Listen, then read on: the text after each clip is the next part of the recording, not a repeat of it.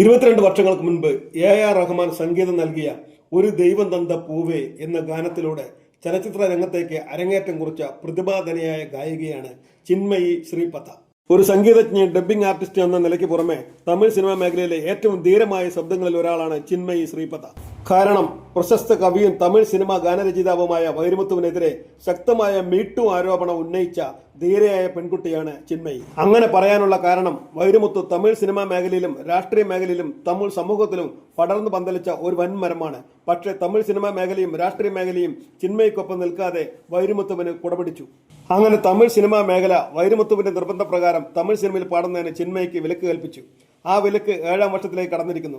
വൈരമുത്തു ഒരു ലൈംഗിക വേട്ടക്കാരനാണെന്ന് സിനിമാ മേഖലയിൽ പരസ്യമായ രഹസ്യമാണ്.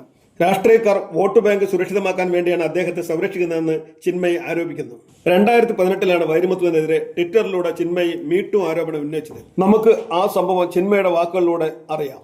2005 വീഴമറ്റ എന്ന സംഗീത പരിപാടിക്ക് സ്വിറ്റ്സർലൻഡിലെത്തിയപ്പോൾ വൈരമുത്ത് തന്നെ ലൈംഗികമായി ഉപദ്രവിച്ചെന്നാണ് ചിന്മയുടെ പരാതി. സ്വിറ്റ്സർലൻഡിലെ പരിപാടിക്ക് പോയപ്പോൾ പ്രധാന സംഘടകനായ സുരേഷിന്റെ വീട്ടിലായിരുന്നു ഞാൻ താമസിച്ചത്. കലാകാരന്മാരെ എല്ലാവരെയും ഹോട്ടലിൽ താമസിപ്പിക്കുന്നത് ഏറെ ചിലവേറിയ കാര്യമായതിനാലാണ് ഇങ്ങനെ ചെയ്യുന്നത്. 2 ദിവസത്തെ പരിപാടിക്ക് ശേഷം കൂടെ ഉണ്ടായിരുന്ന കലാകാരന്മാരെ യാത്രയാക്കിയെങ്കിലും എന്നോടും അമ്മയോടും ഒരു ദിവസം കൂടി സ്വിറ്റ്സർലൻഡിൽ തങ്ങണമെന്ന് ആവശ്യപ്പെട്ടു. എന്നാൽ വീട്ടിൽ തങ്ങുന്നത് അസൗകര്യമാണെന്നും ഹോട്ടലിലേക്ക് മാറാമെന്നും നിർദ്ദേശിക്കുകയായിരുന്നു. അതെന്തിനാണെന്ന് അന്വേഷിച്ചപ്പോൾ വൈരമുത്ത് പറഞ്ഞിട്ടുണ്ടെന്ന് പറഞ്ഞു. സഹകരിച്ചില്ലെങ്കിൽ എന്റെ കരിയർ തന്നെ നശിപ്പിക്കും വൈരമുത്ത് ഭീഷണി മുഴക്കിയിരുന്നു. അക്കാര്യം അദ്ദേഹത്തിന്റെ സ്റ്റാഫിനും അറിയാമായിരുന്നു. പക്ഷേ എന്തും വരട്ടെ എന്ന് കരുതി ഞാനും അമ്മയും സ്വിറ്റ്സർലൻഡിൽ നിന്ന് തിരിച്ചു പോന്നു. ഈ മീട്ടു ആരോപണം തമിഴ് സംഗീത മേഖലയെ തന്നെ പിടിച്ചുലച്ചു. അതേസമയം വൈരമുത്ത് ഇതെല്ലാം നിഷേധിച്ചു.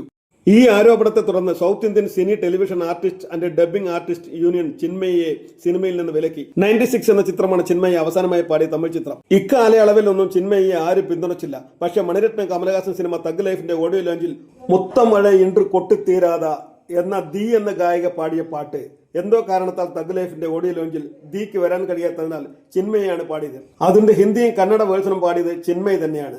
സ്റ്റേജിൽ ലൈവായി പാടിയ ആ ഗാനം റെക്കോർഡ് സ്റ്റുഡിയോയിൽ പാടിയതിനേക്കാളും മനോഹരമായിരുന്നു എന്നാണ് ആരാധകർ പറയുന്നത്. സിനിമാക്കാരുടെ വിലക്ക് ചിന്മയിക്ക് ഒരു നഷ്ടമല്ലെന്നും മറിച്ച് തമിഴ് സിനിമയുടെ നഷ്ടമാണെന്നുമാണ് ആരാധകരുടെ അഭിപ്രായം.